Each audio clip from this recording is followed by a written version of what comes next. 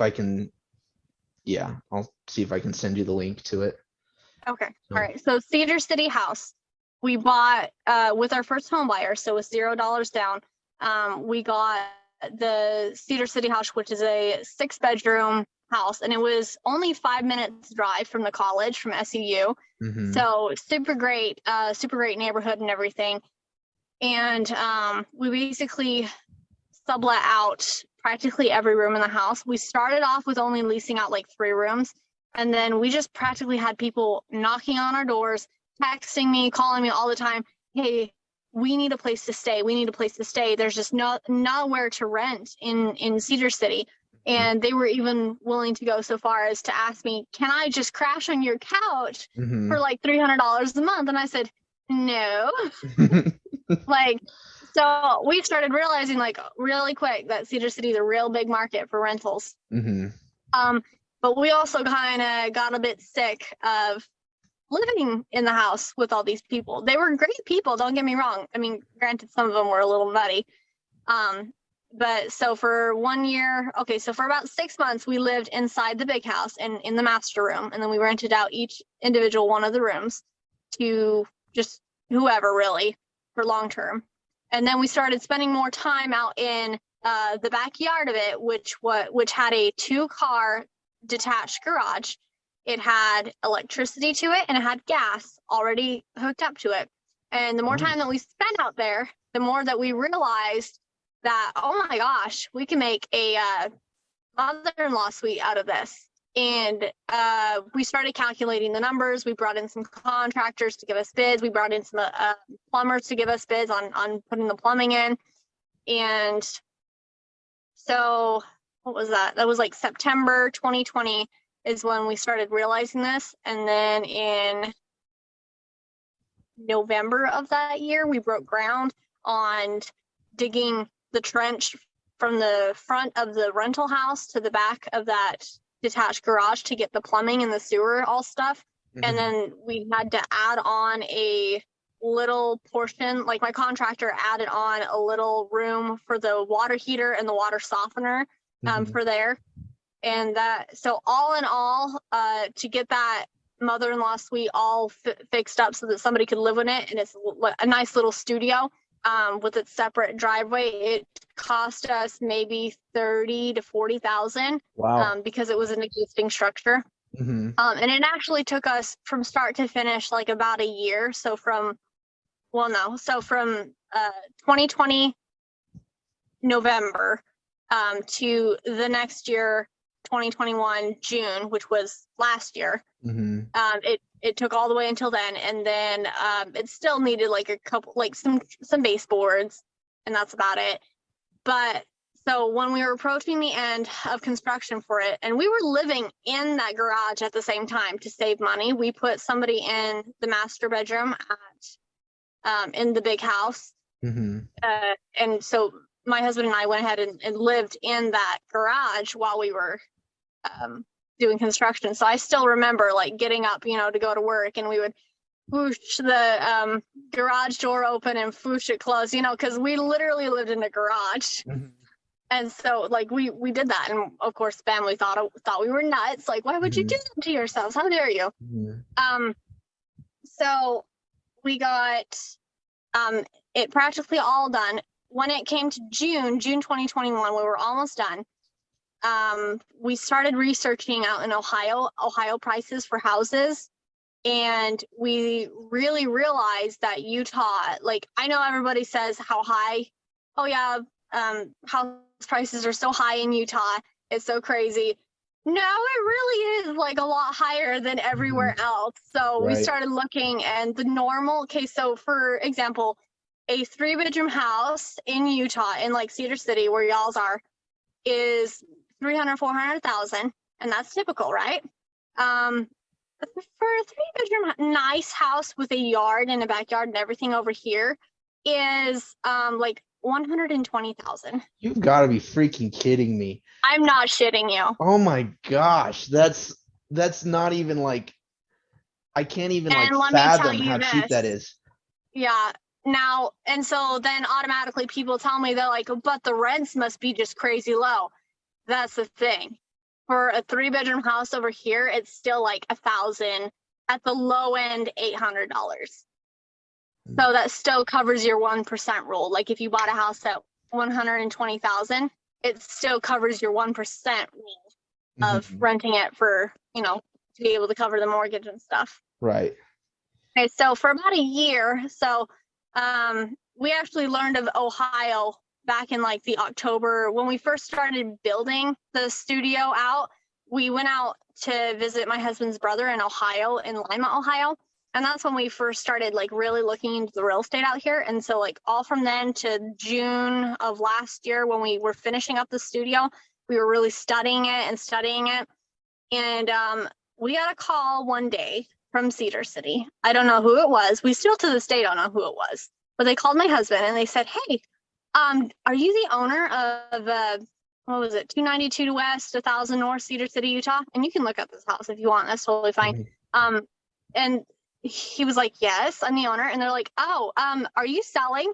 And he's like, I don't think we have it listed anywhere. Like, why do you ask? And they're like, well, no reason. And no, we didn't see it listed anywhere or anything.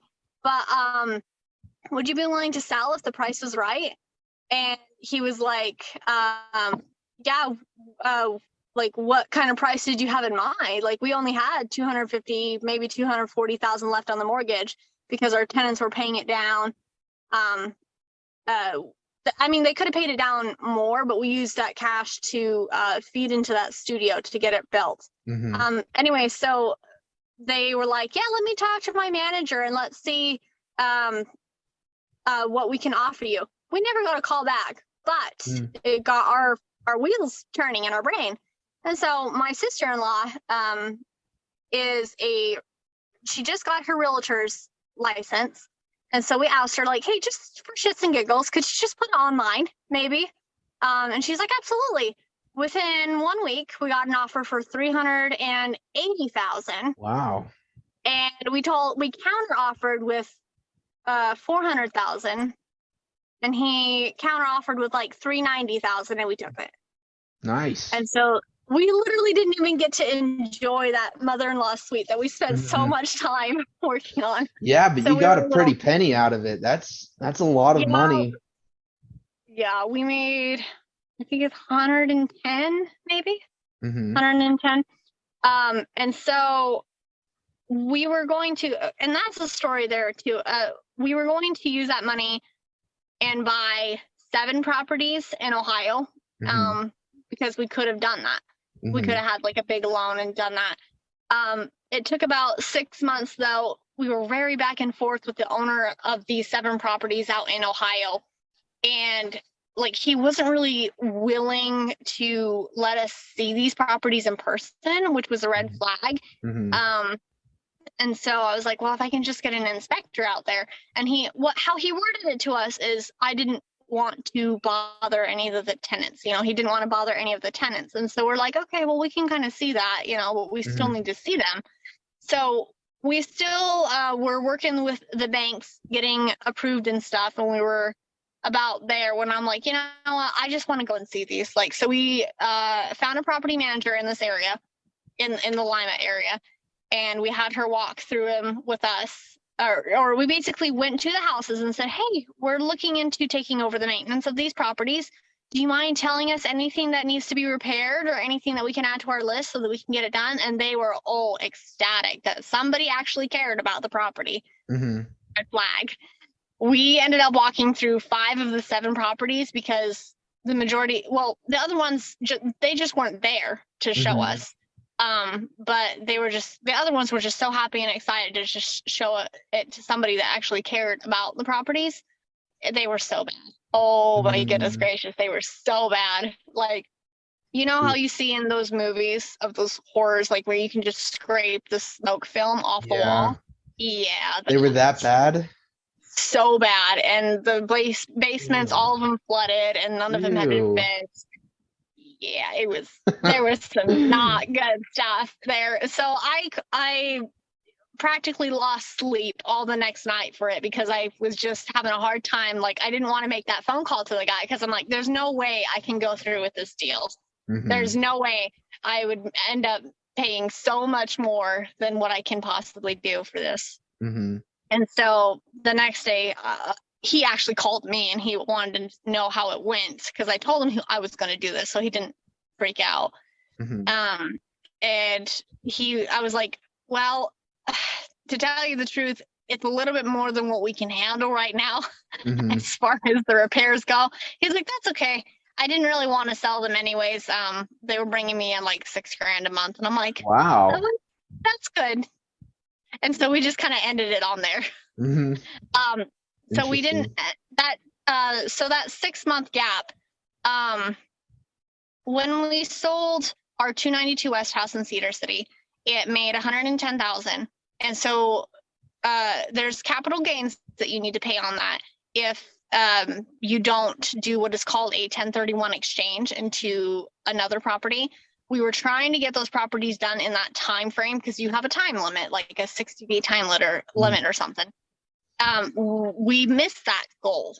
And so what we ended up doing is we had to pay, I think, $11,000 in federal tax, or no, in state taxes, because the federal limit for not having to pay capital gains is you've had to have that thing for a year and a day. Mm-hmm. And the state one for Utah is 2 years. So we missed the Utah one. So we had to pay $11,000. Wow. And so that was last year's taxes. But crazily enough, that's not a lot though compared to $110,000. Right. Hey, I'm fine with it. We were planning on like $40,000. You know, everyone was telling us how much it was going to be. No, it's fine. Yeah. It's fine. Anyway, so we got out of Lima, Ohio, and we actually moved down to Cincinnati because we started looking at triplexes there, like so 3-unit apartment complexes there. And so that deal took about 3 months to get underway. We got a FHA loan, which we ended up putting, I think, maybe 3.5% down. And a 3-unit apartment complex down there, it cost us $240,000, maybe $260,000 for that. One side is a 3-bedroom apartment. One side's a 1-bedroom, and the other one's a 1-bedroom too. Wow. And so it took us 3 months to close on it just because we were having issues with the closing company.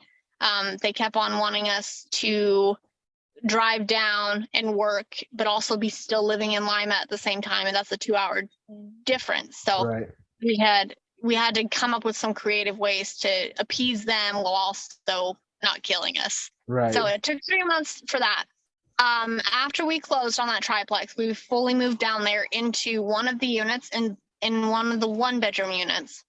I called property management companies in the area already ahead of time, like a week ahead of time, and told them that we're closing on it. Like we had a closing date. And so it took them only maybe a week to get a long-term tenant in the 3-bedroom one. And so that one makes us $1,340 a month. Wow. The property managers, they make 10% off the top. So 10% of the rent, which is like $80. I can't remember. It's like maybe 130. I don't know. Right. It's not a lot. And then we have yard maintenance people that take care of the grounds. So we live in one unit, the 1-bedroom unit. We have the long-term rental, which is a 3-bedroom, and then the other 1-bedroom unit, we decided to Airbnb it. It took my husband about just under $5,000 to get it furnished. We also added a security system on the outside. That's included in the $500. All the towels, all the soaps, everything like that, and listed on the Airbnb and VRBO sites, like just under 5,000. And he has gotten bookings like none other, just bookings crazy. So that alone, that last month gave us about $2,100 is what that one brought in. And our mortgage on the whole triplex is just under 15. Nice. So that one's pretty cool. We did have a tree fall over in our yard this last month because the winds were blowing pretty good. But it was only $300 for these handyman people to chop it up and take it away. So it wasn't even hardly bad. It doesn't have washer and dryers in it, which is apparently not uncommon for in that area that it's in. And then while we were closing on that triplex, so like while my husband was getting his Airbnb set up there and we were moving and all that, I decided to, just out of curiosity, because I heard about what Airbnb arbitrage was, Mm-hmm. which basically, as long as you get a contract from a landlord stating, yes, you can use this property for an Airbnb as long as you are the sole person that makes sure that it is taken care of, it is fine and good, and like, you Right. pay the landlord whatever rent. And so I was like, I'm just curious to see if any landlords in my area are interested in doing that or would allow me to do that. Mm-hmm. So I just messaged a couple, and a couple of them were like, no, why would I do that when I can do that myself? Mm-hmm. And I'm like, yeah, no, I got it. And then one messaged me back. It was for a 3-bedroom place in Cincinnati, somewhat close to the football stadiums, like the Bengal stadiums and the red baseball stadiums. And she told me, she's like, so what exactly would that entail? Like, she wanted to know more. And so we ended up calling and talking, and she's like, would you like a walkthrough and we can talk about this more? And I said, oh, absolutely, absolutely. She ended up, the place was going to be rented on for long-term tenants for $1,900 a month. But because I was interested in it, and she was still a little on the woozy side about this Airbnb stuff because she's heard a lot of horror stories of Right. Airbnbs and partings and things like that. Mm-hmm. She's like, look, as long as you have like renter's insurance on top of that, I still want, compensated for it. Let's do $2,200 a month if you can do that. So I had to really crunch down on my numbers to see if that would work and see all the other Airbnbs and VRBOs in the area and see what they rented for per night. So I told her, I said, let me get back to you. I'm not going to make a rash decision on this. So like 2 days later, I got back to her and I said, hey, it's really not going to work so well for 2,200. Is there any way you can come down a bit? And she's like, we can go down to 2,100. Do you want it? Like, she's like, can you do that? And I said, I think we can make that work as long as like, like we got like a full 1-year lease. We could do this stuff. And she's like, okay, probably. And she actually took our deposit down from 24 to like 21 too, also. Because she was just interested in a business lease, basically.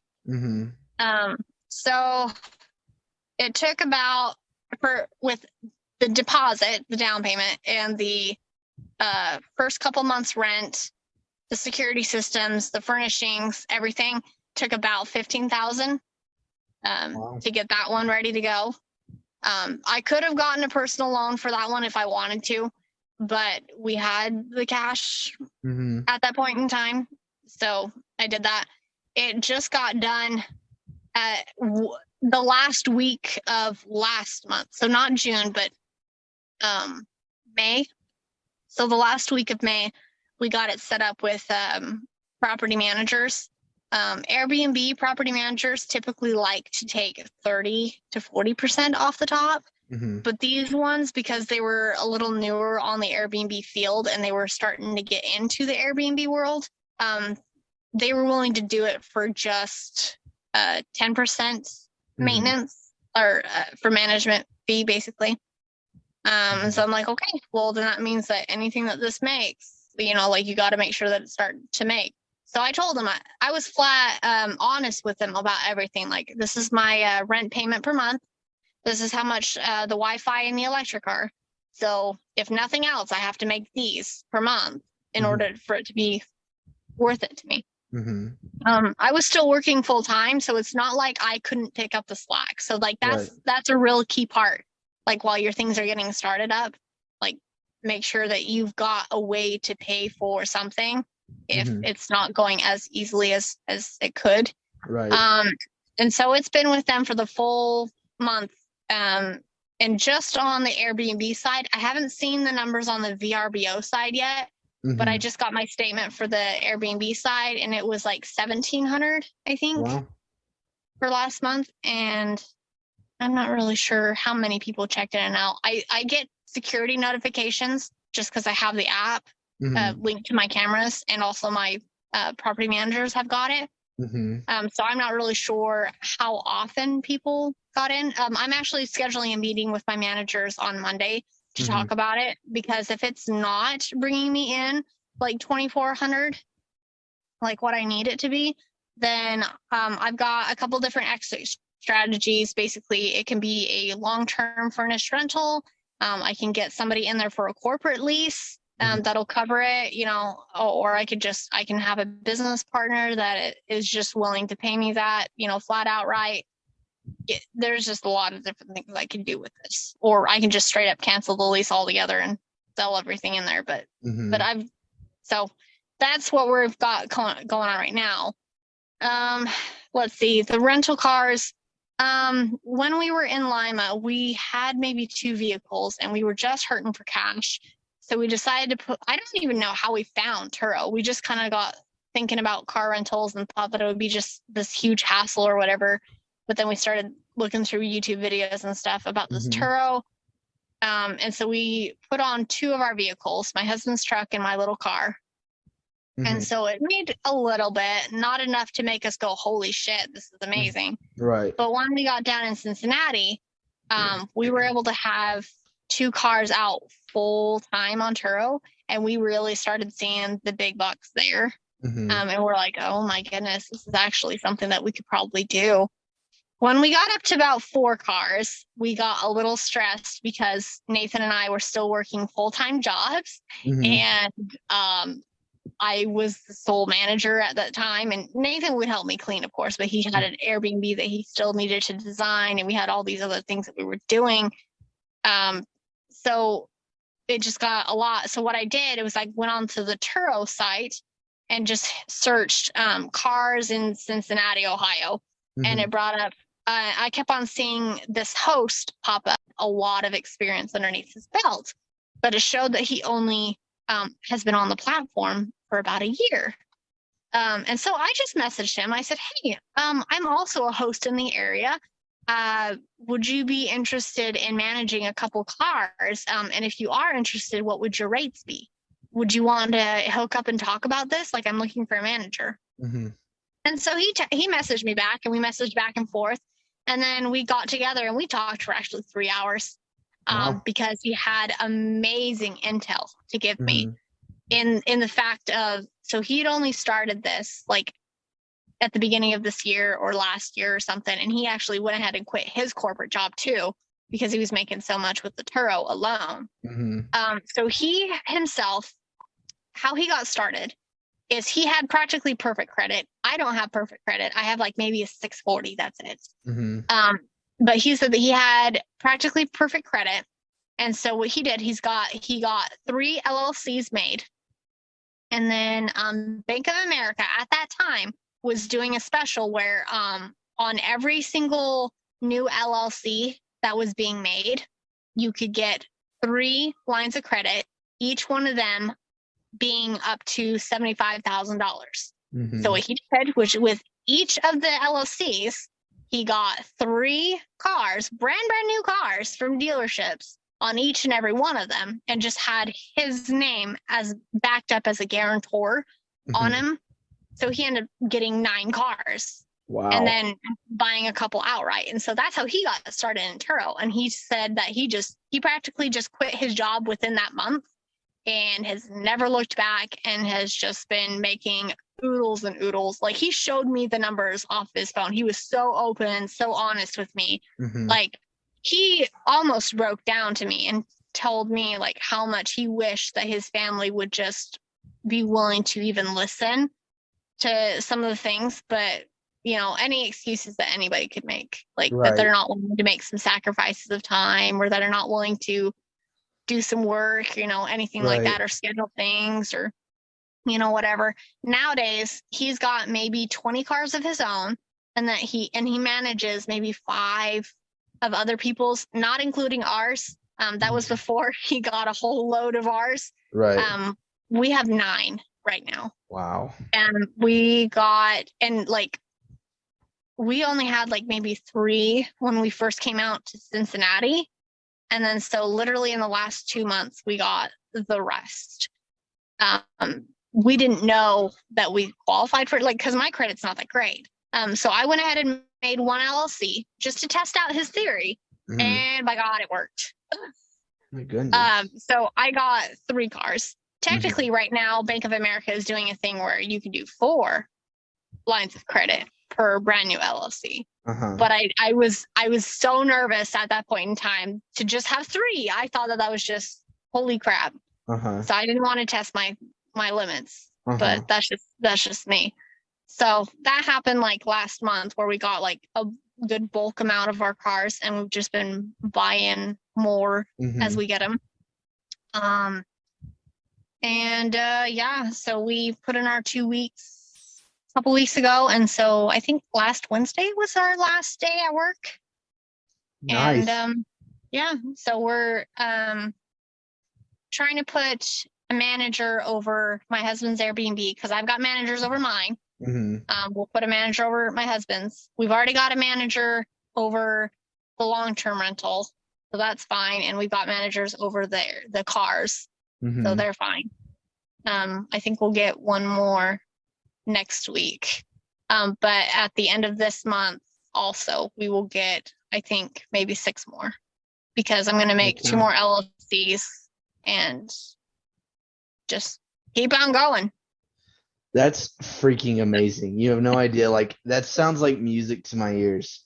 And No, it's yeah, it's possible. You don't have to pay for a course. They're full of shit. right. So it's all And free information. right. And I just that I've never heard of that Toro thing before. And honestly, that's awesome that it works out.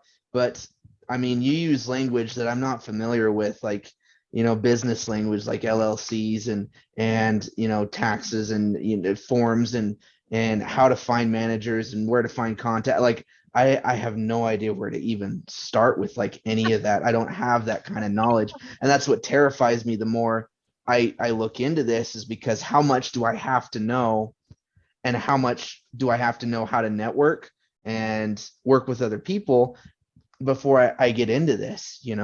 Um, I mean, All you have to know is you need to talk to the people that are doing what you want to do, okay? Don't talk to, and like I know this is really hard, especially for a lot of people in my family, but I cannot talk to my mom about any of this. She will not get it. She will tell me not to go for it. She will tell me, oh, but what if they do this? What if they do this? What if they do this? yeah, She doesn't understand. So you can't really talk to your friends and family, really, unless they're also studying on this too, and you guys can just share information. So the biggest thing for you, no, you don't have to spend hours and hours on end researching this before you even get started. I mean, mhm, that's what I did because I didn't have anybody to help me right, or that even cared about it. But just find somebody that is doing what you want to do and just ask them, like, hey, what do I need to do to get started? And if they tell you, oh, well, you need to go buy my book, or oh, you need to just take my course, or oh, you need to go do this, don't do that. right, They're wanting to make money off of you. But if they right, tell you, hey, go get like an LLC, go learn all the ins and outs about an LLC, you can learn that by just YouTube. That's how hmm, I did. And okay, and reading up on it. However, which way you learn. A lot of people, they can't just sit and read a book. hmm. For me, Hey, I that's love me. Audible. Yeah, I can't read. So, I don't have the time to sit and read a book. Like, I respect it, but I don't have the time. uh-huh. So people are mowing lawns. So Audible is a subscription. Right. I I use Audible, so. Yeah, so I've got that on my husband's. There's a lot of real estate books, just basically anything real estate or investing you can get your hands on. Hmm. Understand that a lot of those authors are also trying to sell you something. Hmm. So there are knowledge in there that you do want to learn. Like they'll teach you terminology and stuff, but anytime Hmm. they're like, yeah, and just take my course, and it'll tell you other things that you need to know. It's like, no, don't do that. Like, Hmm. I know that that's so easy and stuff, but Hmm. it's the free knowledge. You do not have to pay for this stuff. Right. Anyways, but yeah, like get your hands on like any sort of auto books. Um, every library that I've come across now also has a mobile app. Like it's called Libby, I Hmm. believe. And so I have a library up in Lima and I have a library down in Cincinnati that are both both of my library cards are hooked up to my Libby, and that's free. That's totally free. And you just kind of like, it's got audiobooks, got podcasts, which, by the way, make note, Bigger Pockets, that one. Right. I've looked into Bigger Pockets before. I've watched a couple of their videos though. So the first couple times that you watch it, or the first couple videos or episodes that you watch, are going to be boring as all freaking hell. Right. So boring. But like, if you really have a hunger for this stuff, and like you just know that there's just no way that you're going to be 100% content at a corporate job, just keep on feeding in your mind, this new information, whatever you got to do, it will just click within like maybe even 2 months of you just constantly feeding your mind. It really will just click, and because you'll start hearing the repeat of things, from any of these podcasts or videos or anything like that, and you'll be good. You'll be fine. But awesome. Yeah, that's all tremendous information. And again, I'm really glad that you're willing to talk to me about this, even though we haven't like talked since Wingers, and Wingers was its own deal. But yeah, we just Peter and I we've been working together ever since Wingers, and we see the potential that's out there. We hear stories like yours all the time, and I'm living in a house that I was able to buy back in 2020 as well, and I just got married 4 months ago, and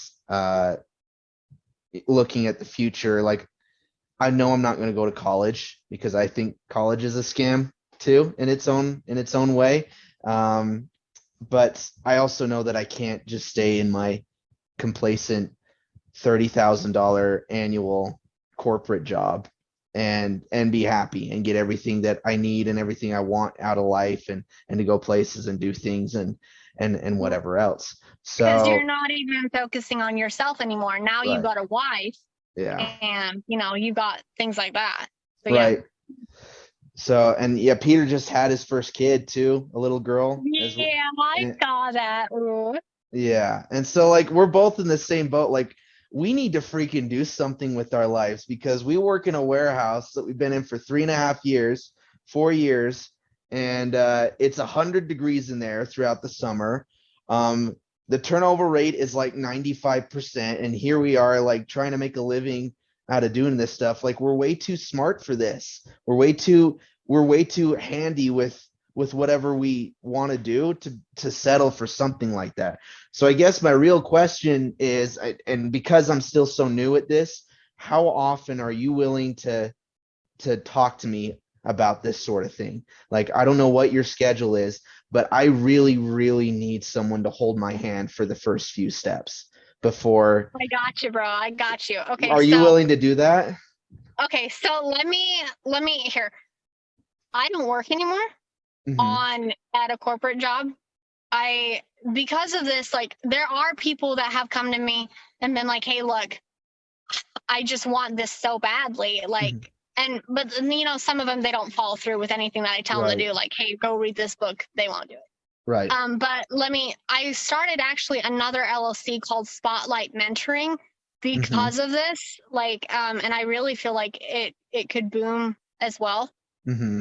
Basically, it's for people just like you, that it's like, "Hey, look, I literally know nothing. Can you just hold my hand and tell me step by step, okay, go over here, go get this paper, go work on this. I need you to get this done." And that's what people tell me all the time. Like, "Can you just tell me?" And so, like, I've come up with like a couple things. I was like, "Look, if anybody at any point in time can always schedule like a 15-minute like talk with me, like over Zoom, 15. Knowing me, I like to talk, so it will probably be stretched out to like 30 minutes or maybe 45 minutes, but what I say is like a 15-minute thing. I'm working on a website right now so that, like, somebody, if you can't get a hold of me immediately, you can instantly like schedule something, because this is what I believe my purpose is, and that is changing what people really have been pushed to believe in. Right. And that's very, very controversial. And that's why a lot of my family doesn't necessarily get along with me, because I don't believe in 401ks. I Right. don't believe in working till you're 65. I don't believe that you need to work a job. I don't Right. believe in a lot of this crap. And I don't believe that you need to be away from home, away from your babies, away from your wives. I don't believe that. I believe Mm-hmm. that you should be out going, seeing the world, either like taking different classes simply out of funness, Right. not because, you have to get a better job. Mm-hmm. I don't believe in any of that stuff. Mm-hmm. I believe that, hey, how much do you need per month in order to live? For me and my husband, we were like, well, I guess if we were making like anywhere from 5 to 10,000 a month coming in from our assets, I think we would be comfortable enough to step away from our jobs, Mm-hmm. and feel like we could, we could step back into the workforce at any point in time. That would be the Mm-hmm. worst case scenario, which at that point in time, we were already living our worst case scenario, just Right. looking every day. Um, but That's yeah, true. so like very controversial, but to answer your question, I am always available. You just text me, and you can just always just text me, if you have just one question, or if you want to schedule like another 15-minute call, and even Mm-hmm. bring Peter in on it. Absolutely. Mm-hmm. I'm going to be in Cedar City, July 7th through the 11th. I've got her name is Cheryl.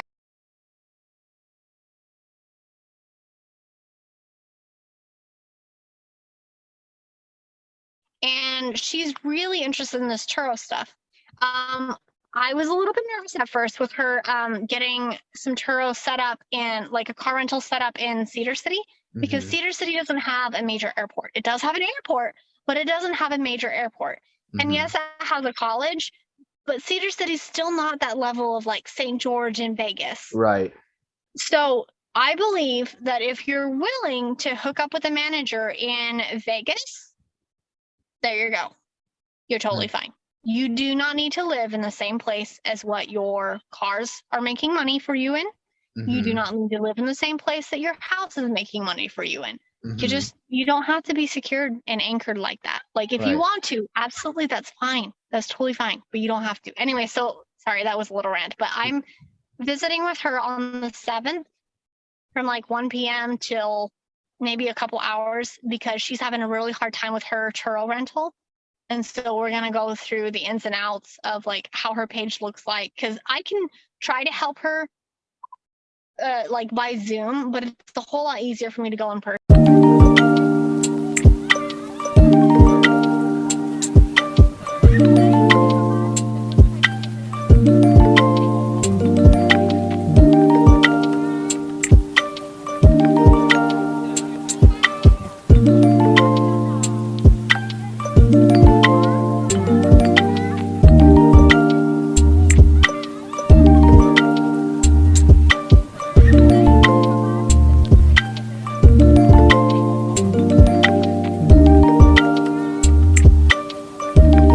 Telling them that they should look into doing.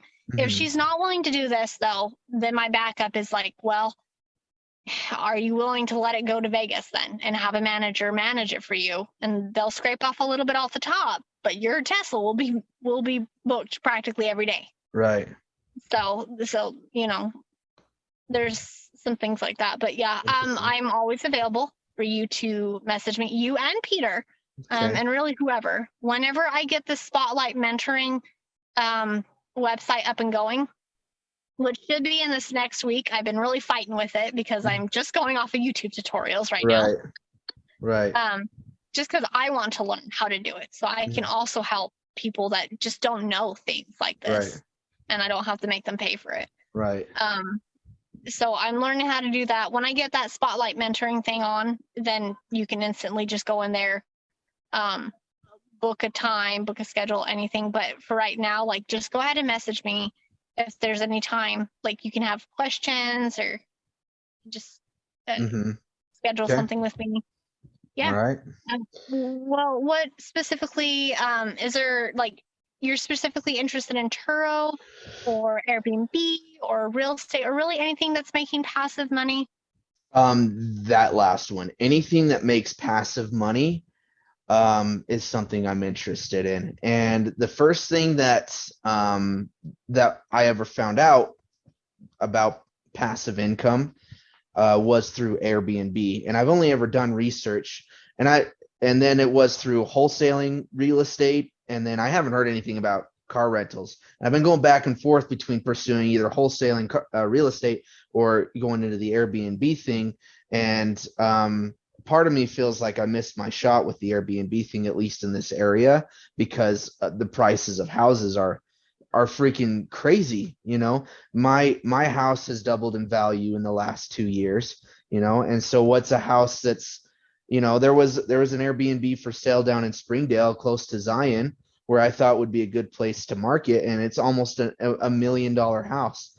And I'm like, there's no way I can get approved for a loan for that. Even if I got 7 other guys in on that, we would all have to cough up $10,000 for the down payment.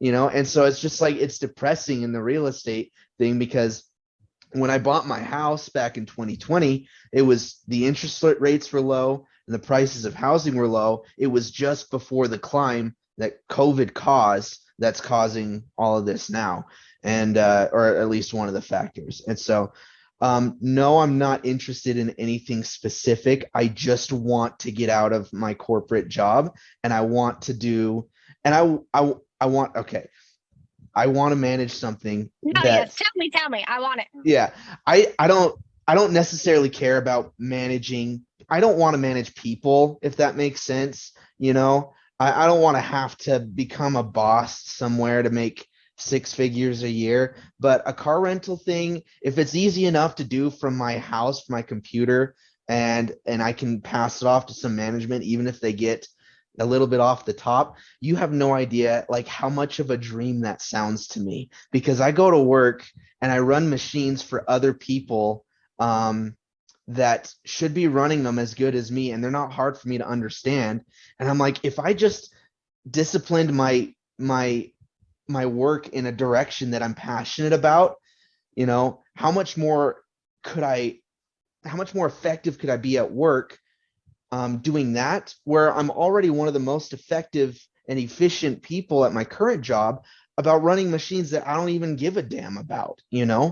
And so I'm like, I know the potential is there, and I don't really care where it leads me. I just want to make enough money to work only a few hours a week, something I can manage from my house, and then I can go do things that I'm actually passionate about. I can learn the piano again. I can learn the guitar. I can go places I want to see, and I won't be scared to have kids and be able to afford them, and take my wife Right. places. And like, Right. my wife she's smart. She went into music. She graduated with a bachelor's in music performance, so she's crazy talented, but she's wanting to go to grad schools here in the next year. And I don't want to find another freaking warehouse job to pay for the tuition to do that. I want to be able to go wherever she wants to go and still not have to change my work. So, So when I was so I have been inside the Mueller factory a couple times because I've done a couple little short jobs for Express, and right, it is hot as hell in there. right. But one of the time, that was about the time where it started clicking for me. I don't like this.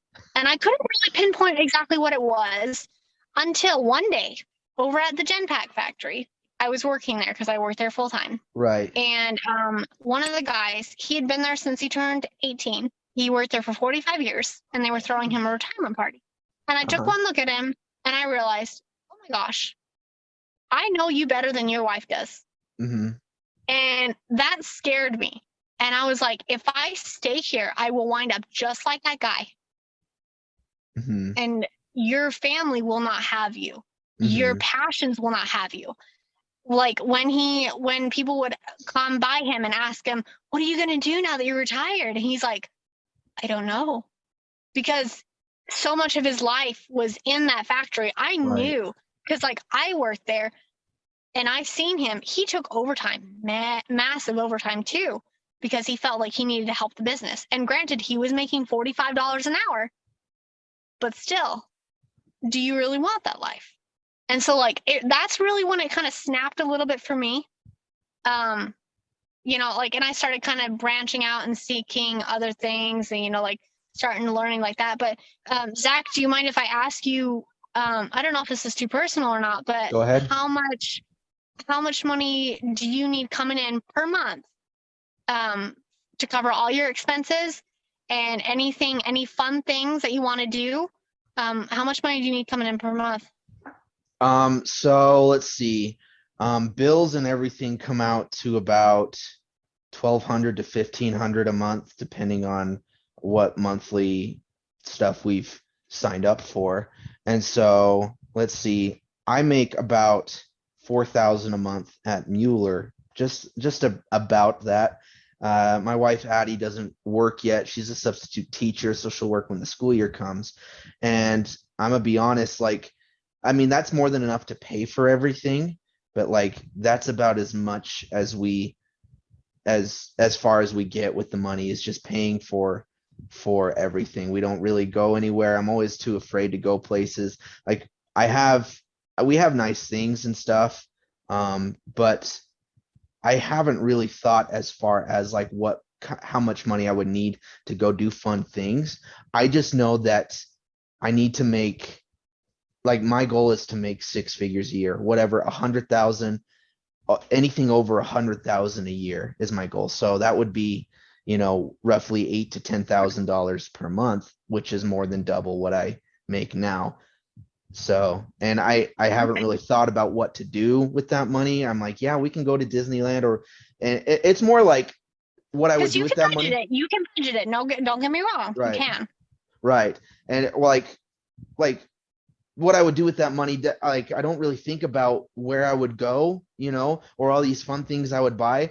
Like now that I'm married, like you said, all my priorities change. I'm like, we could afford a pet, that my wife has been begging me for. We can afford, we can have a kid where I don't have to like spend 50 to 72 hours at work to feel like I need to afford, that's like those are the two things, like first a kid and then a dog maybe, but I want to make over six figures a year just for that, you know and then I can come up with fun things after that, nicer cars, um uh, go to Disneyland or go to Disney World. We could go, she went to an opera performance in uh Switzerland last summer, and I couldn't freaking go with her because I was working, you know and yeah, and or I couldn't go. Well, I guess I couldn't go with her the whole time anyway. But her family went there to pick her up, and I couldn't go because I was working. Couldn't go, and the Yeah. plane tickets were too expensive. And I'm like, isn't that the greatest irony? I'm here because I'm working. I'm working because I'm poor, and I'm still too poor to go see my freaking girlfriend in a different country because I work all the time.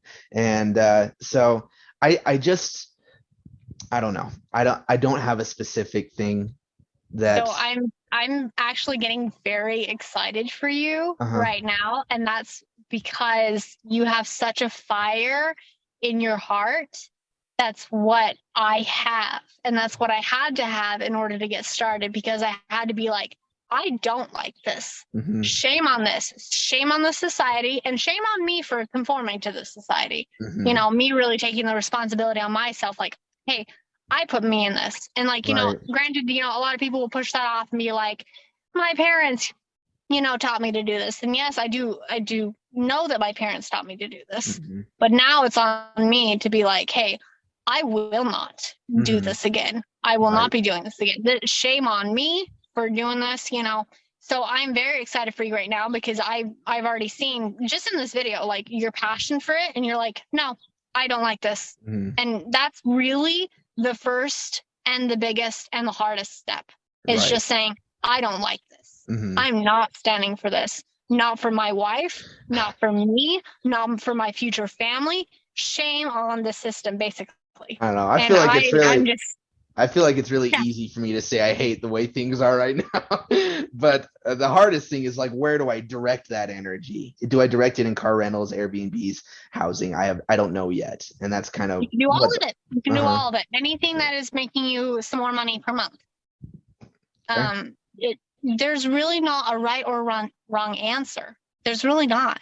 You just look at the numbers. So like just things come across your plate.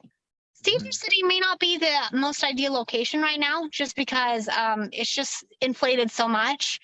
Um, But how comfortable are you with buying a property like in Ohio or somewhere like Ohio that is still close enough to its own airports and Mhm. its own universities that whatever the price of that place is, it's still making enough like rental wise to cover its own Mhm. mortgage and then some. Right. I Well, I'm how comfortable? I am more than comfortable doing any of that as long as I know that the numbers work, like you said, as long as I know my credit score can get me the approved loan, as long as I know that the area will yield the correct amount of income to cover not just break even on the property and the cost of having all that stuff, but to also bring me a profit. I will buy any of that anywhere in the world. I just don't know where You to are go yet. so ready. So, You're just uh-huh. like, just feed me the information. I'll Right. freaking like I've got the propelness ready to go. Yes. So let me ask you some more hard questions if that's okay for you. Okay. Okay. Um, your house. You bought that in 2020. Hmm. Do you mind if I ask you one, how far you got left on the mortgage, and two, what its newly appraised value is? I don't know either of those questions yet. Let me see if I Okay. can pull up my app. I'll look for that information and I'll get back to you on that Okay. actually. So, Because let me just do you mind if I ask you what you bought it for? 168. So, Okay, 168. And it's what, mhm. like a three bedroom, two bedroom? 3 bed, 3 bath, or two and a Three. half Ooh, bath. Yeah. okay, gotcha, gotcha. It's Okay, it's a townhome though, so it's got only 1,100 square footage. Um, no yard. It's got a little patio in the back, and I'm in a little townhome complex. I can send you the address and you can look at it from Google, but it's really small, no, but yeah, it's I'll take your comfy. word for it. I've So seen Cedar City. yeah, What street are you on? Do you mind my asking? I'm right on Main Street, so I'm right next to Spirit Fitness on the north end of town. Oh, you're Just right there. Okay, yeah. gotcha. Uh-huh. Like Okay, so let literally right me. next to it. So What is your mortgage payment per month? my mortgage is 860 something or 870 something, Okay, something like that. all right.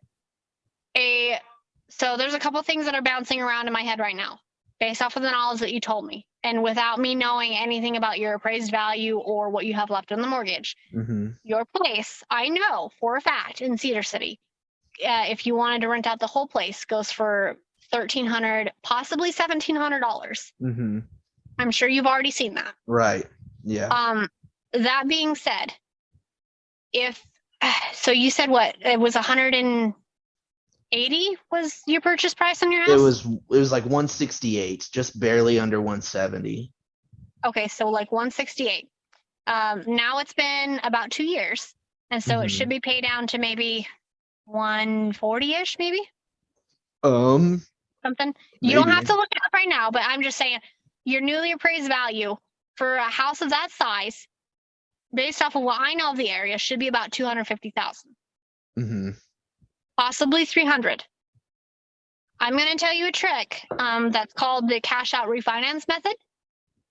Mm-hmm. That you still keep your house, but it'll pull out equity so that you can get another property on top Mm-hmm. of your house. Mm-hmm. So your house right now, if it's appraised at like 250, maybe 300,000, banks love to do cash out refinances. They love to do refinances, but you need to specifically ask for a cash out refinance. If the newly appraised value is like at 250,000, let's just shoot low and say 250,000.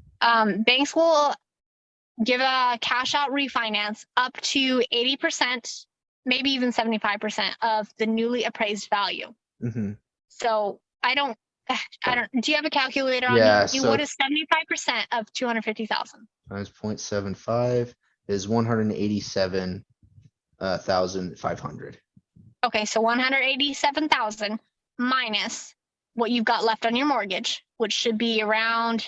Probably around 147, I think. Okay, how much cash does that leave you with? 40,500. So you're going to have a refinanced new mortgage on your house. If hypothetically, if you do this, Mm-hmm. you would have a refinanced new mortgage on your house with a new mortgage payment that tenants in there could be living in there. Because now that you have a refinance on there, you're no longer required to live in there because it's not your personal dwelling unit. With the 40,000, or right, that's what you said, right? Like 40,000 that you would have. Right. Out of that, you can use even just 10,000 of that for a down payment on an FHA property, which really you can do that anywhere. It doesn't really matter Cedar City or what. Right. But FHAs, depending on your credit score, like if it's higher than a 540, you can get away with a 3.5% down payment, which we ended up paying like $10,000 down on this triplex. FHA loans, you can do either a single family house, a duplex, a triplex, or a quad. You can do up to a quad if you wanted to. So you basically live in one unit and you have all three rented out, and you don't have to manage it. You can have a property manager in that, and they just make 10% off the top of what those rents are. And so now you use $10,000 to get that quadplex. It doesn't have to be in Cedar City. It can be in, Ohio or any other place that is not Cedar City. And so you get the most bang for your buck. So you've only used 10,000. Now you have 30,000. Or sorry, I can't do numbers with my hands at least. You got 30,000 left in your bank account, and you've got a quadplex now underneath your belt. If you and your wife are comfortable living in that FHA house for at least a year, wherever that is, those other 3 units are going to make you enough to live there. So you do not need to worry about a job. I will tell you that. But if you're okay with that, and then at the end of that, while you're okay, so at the end of that first year, you still have your 40,000, or that $30,000 that's left in your bank account. You still have that in there. At the end of that first FHA year, you get a refinance out of it. And so now it becomes a conventional loan. So at year 2, you've got your house in Cedar City that you're in right now. You've got that quadplex that you were in. And then now you're able to do another FHA loan because you've already refinanced out of that other FHA. So now you can do another $10,000 down and get another quadplex. And so now you have 20,000 left in the bank, but now you've got your Cedar City rental property, you've got a quadplex, and you've got another quadplex that you're living in. You don't have to work at that point. You actually didn't have to work when you only had these 2. Right. That's not even including Turo cars. If you wanted to go Turo car route, I can tell you, I think I already kind of did. Basically, LLCs, try to get your credit as good as possible, but do not think that you need to wait until your credit is peachy keen before you go in and ask banks. They want your money, I'm telling you. But they're there to help. They do want your money, so they're not going to tell you, no, we just can't do that. No, we just can't do that. Go ask. It is always free to go ask. Always. So just go see. What else? Do you have any other questions for me, like as far as like Turo or rentals? But does that make sense? It does make sense. Proposing to you. Yeah, it does make sense. You make it sound so freaking easy. Like it gets me like giddy to think about it, and that it could be that easy. It's not hard. Yeah, and people try to make it sound like it's so hard and so scary. But yeah, sorry, I got triggered. It's all right, and you're right though, and really with all of those, I'm on the same page with you when it comes to like, I'm done with the tradition. I'm done with having to be told to go to college to make a living, having to be told to work until I'm 60 or 65. And I had the same kind of, come to Jesus moment at Mueller. There's a woman that works there. Her husband has worked there. They've all worked their entire lives. They're at retirement age, but he's been in the hospital like with a rare disease for the last like 2 years. Not in the hospital, but like he's been pretty much bedridden for 2 years. And like they're at retirement age, they can retire, but all that money that they just worked for 6 decades for is going to go right into their hospital bills. They don't even get to enjoy not even half of their life. They probably got maybe like 2 decades left because their health is in such poor condition from working in Yeah. factories their entire damn life. And I'm like, I cannot end up like them. I will end my own life far before I even get to that point. I can't do that. And so I I'm just on the same page, really. And no, I'm I willing to gotcha. do whatever. I'll do the rental thing. I'll do the, the house thing, get the loans thing. I just don't understand it quite yet. The Toro thing, that all sounds like it's great, but like I said before, I need I need to be told the exact next step, exactly how to take it, where to plant my foot, what papers to sign, who to talk to, Okay, are and you all of ready? that. Yes, I'm ready. Are you ready for your first step? Okay, I'm you need to more go. than ready. Okay, get your house newly appraised. Get an actual appraiser. It maybe costs like $250. I'm not really sure Uh-huh. in Cedar City. Um, get an appraiser to newly appraise your house and figure on what its new value is. And then I am curious on what the new value is. So like maybe text me that. I Okay, love yeah, I would. numbers. I love numbers. But then you take that paper that appraiser gives you and show it to the banks nearby and say, hey, I want to do a cash out refinance on my property. Be very fully open and honest with everybody. Mm-hmm. Let them know that you want to do a cash out refinance and that you want to use the money that's on your cash out refinance to get another, property. Obviously, when you tell the banks that, they're going to be like, we have an amazing home buying program. Why don't you could do this with us and all this stuff. Mm-hmm. You don't have to if you don't want to. Mm-hmm. I'm just letting you know that they're probably going to already talk to you. Okay. So your first step, get an appraiser over your house, maybe $250. Sometimes they're less. Mm-hmm. Have that paper from the appraiser, take it to the banks and say, hey, do you guys do cash out refinances? There's a couple different banks and mortgage lenders in Cedar City. We liked Intercap lending, but I have not tried the refinance model with them, but I'm sure that they do fine. Just ask them what percentage of their value they do. Like, do you do like up to 80% or do you do up to like 70% of the newly appraised value? What do you guys do? That's basically your first two things. And Okay, that I'm will typing get all this you right now. that. Okay. And I mean, you've already got this recorded too. So that's basically what's going to get your ball rolling. Like you've never seen it before. Okay. Why don't this? So I think I friended you on Facebook. I'm going to add you onto the real estate platforms that I'm at.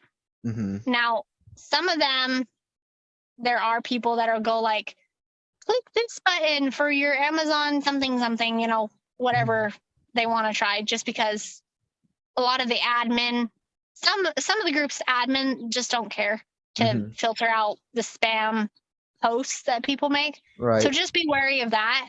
But being a part of those groups and being a part of those posts will really enable you to see kind of the community of that and kind of get you to see what we're dealing with. Do you have TikTok by any chance? I do. Okay. On Facebook, I think I might have some videos that I've uploaded to TikTok. Have you seen some of my videos? I haven't actually, so I can look you up right now if you want. Oh, either way, it doesn't matter to me. But I'm just saying, like, I have taken a couple videos. I'm really like, now that we don't have to work at a job anymore, my husband and I are really getting better about making content videos. And so, I mean, if you're down for it, like I'm totally cool mentoring you for free. Would you be willing to send a recording of this Zoom call over to me? And like, maybe I can use it to also help other people that have the same questions. Absolutely. Yeah. Okay. Because I figured I'd ask, like, because that's really what I'm like, that's what I feel my purpose is now, because I'm 22 years old and I'm angry because the system taught us that you should not do that. It's very to home, because just like you said with that couple with the medical bills, my grandparents, although they don't have like a lot of medical bills, they have a house that is almost completely fully paid off, and I know it is worth about $400,000. Right. I know that it is. And my grandpa still goes to work every day because they feel like they're just hurting for money. And I said, guys, if you just did just one refinance on your property, you'd be able to get like at least 5 more properties in Utah, not even including if you went outside of state and did, those other things. Like, and you would not have to work a day in your life again because of the rental income that would come in. Mm-hmm. Oh, but it just sounds so sketchy. Oh, all debt is bad. Mm-hmm. Why would we leave our kids with debt? And I said, you would be willing to leave your kids with one house instead of 5 that are making money for your children. Like, so it's a different mindset. And I would honestly recommend listening to the Audible version of Rich Dad Poor Dad. Ooh, that's a good book. Oh my goodness. Dad, Poor Dad. Rich Dad Poor Dad by Robert Kiyosaki. The first time I listened to it, it was boring. Mm-hmm.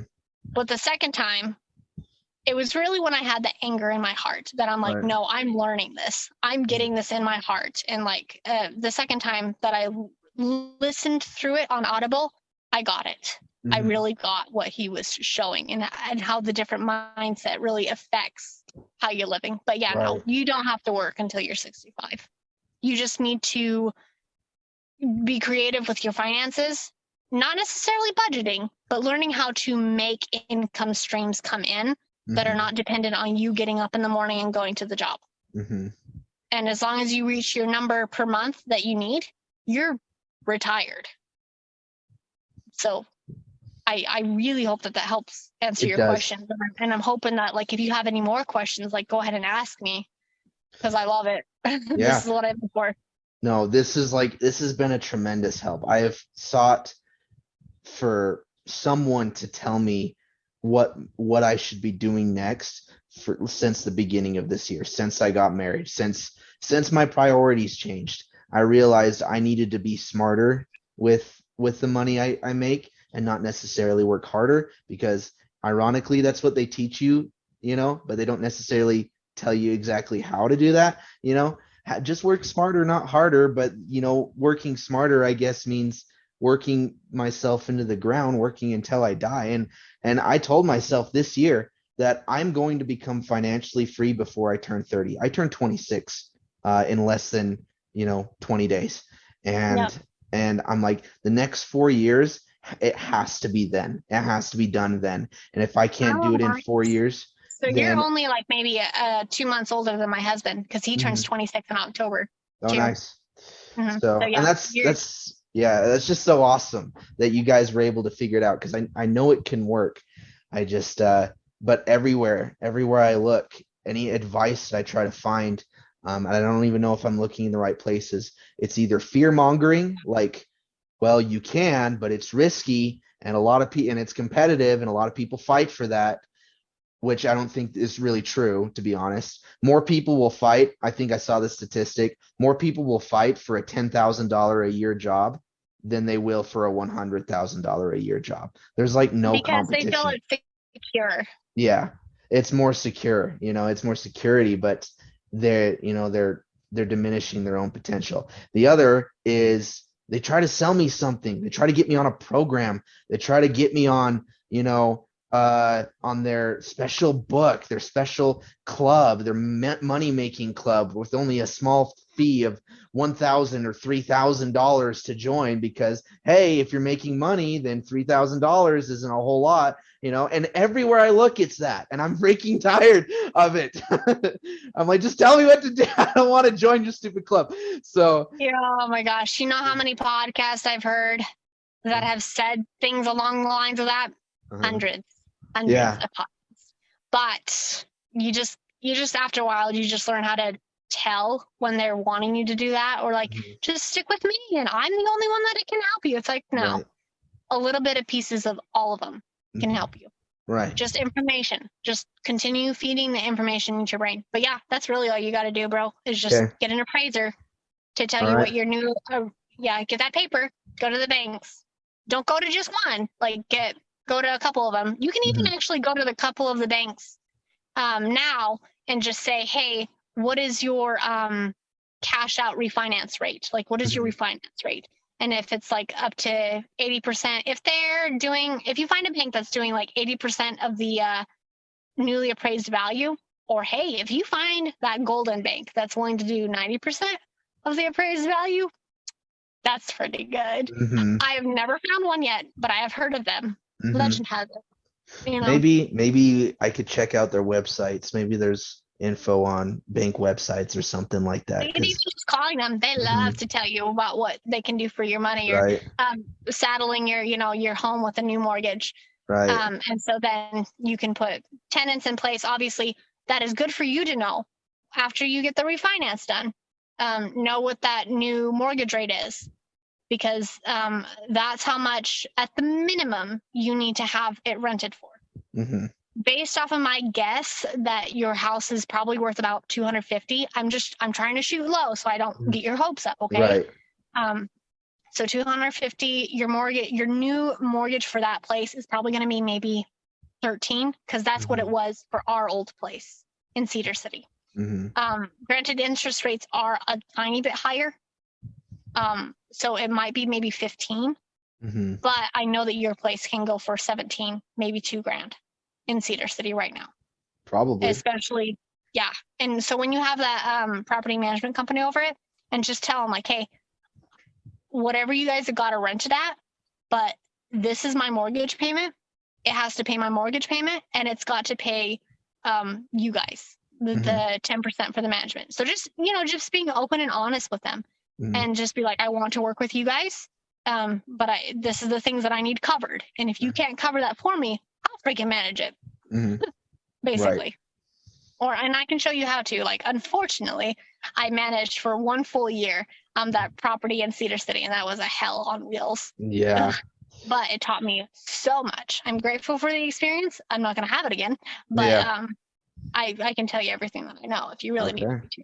Yeah, I would be more than down for that. And if this becomes like if you get more people under your belt that are trying to get all the same info and whatever else, don't hesitate to ask me to pay you for your time too, because this is invaluable to me. So, Well, I mean, I don't want to ever get in the position where I'm asking somebody to pay me. Like, I have definitely had that come up in conversations, like, how much do you charge? How much do you charge? And I'm like, mhm, look, right now, I'm not really concerned about like my time. Like, I know that mhm, sounds weird, because I'm a very big advocator for using your time wisely, but like, I'm not really concerned on my time right now, because I feel like my purpose is helping people. mhm, Granted, when more people are starting to realize, oh my gosh, I can do this in 2 years or less, oh my gosh, then I might have to really start scheduling my schedule in such a way that it's like, hey, look, if you just buy me lunch, I'll tell you whatever you need to know. Just okay. Yeah, I'm just throwing it out there because, you know, I mean, we worked together at Wingers and I consider you a friend, even though we haven't really talked since then. But I don't want to just play the friend card. Like, hey, we're no, buddies, I right? You gotcha. got me. So there's just that. You don't need to be afraid to ask if I that's really appreciate you, so. talking to me about that, and just being like, Mhm. hey, just to make sure, like, I don't want you to feel like I'm leeching off you, which Mhm. I don't feel that way. Granted, if you like are not doing the kind of things that you're saying that you will, like if you don't go and call appraisers in the city, or you don't go take the time to call banks and ask them what their rates are for refinance, things like that, then I'm starting to get a little bit like, okay, maybe my time's not so well spent, Mhm. telling him everything that he needs to be told. Um, Mhm. so when things like that happen, obviously when we get the spotlight mentoring um, website up and running, I might do something where it's like, hey, if you just buy me lunch, freaking Mhm. for 1 hour, I will talk to you about anything that is that you're going through, Mhm. anything that is that you're having trouble work on. I will even sit down at that lunch table and call with you, Mhm. management companies or whoever, appraisers or contractors, whatever it is that you're having trouble with, and like do it with you so that you know how to do it. Like, that's the level that Mhm. I'm willing to do. But I do know that a lot of people want to abuse my time, and like I've already had it happen a bit. Mhm. So it's kind of you to bring that up, as far as that. I don't. like you're the first one that's actually been willing to take a step in doing what I'm telling them to do. Mhm. So I don't think I want to charge you Okay. for that.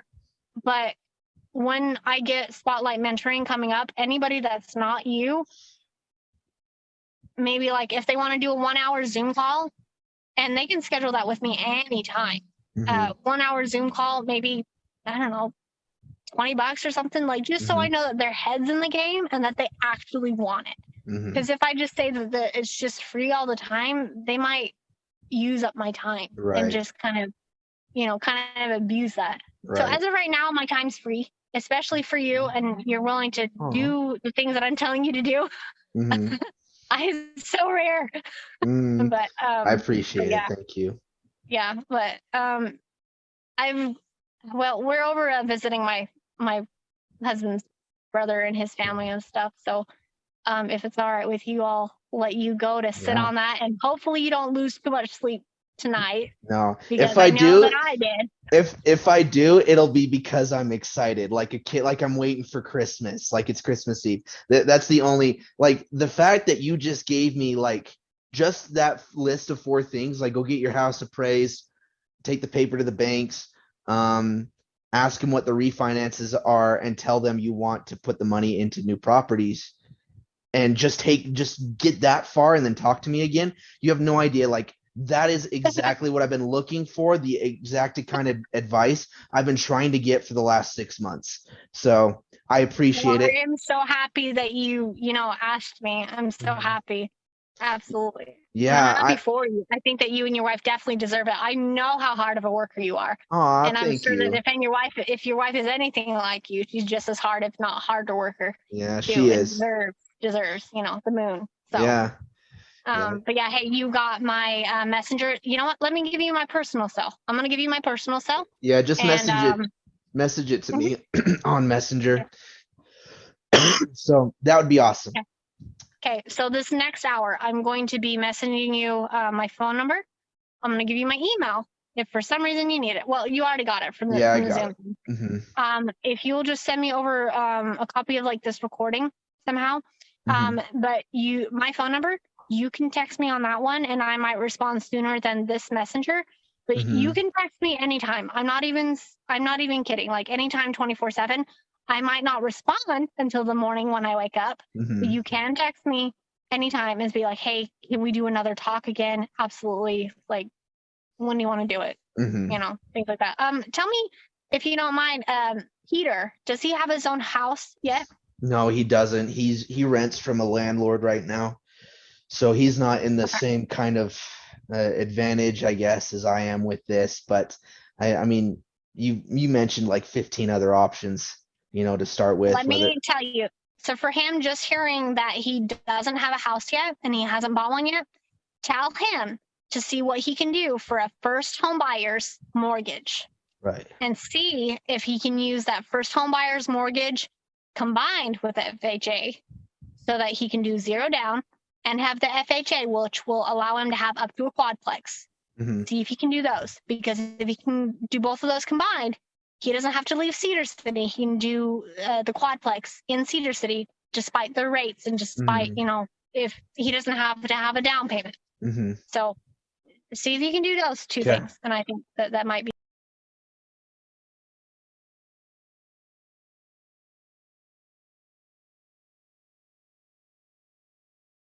I haven't asked her permission to say her Yeah. name, so maybe something along the lines of not sharing that.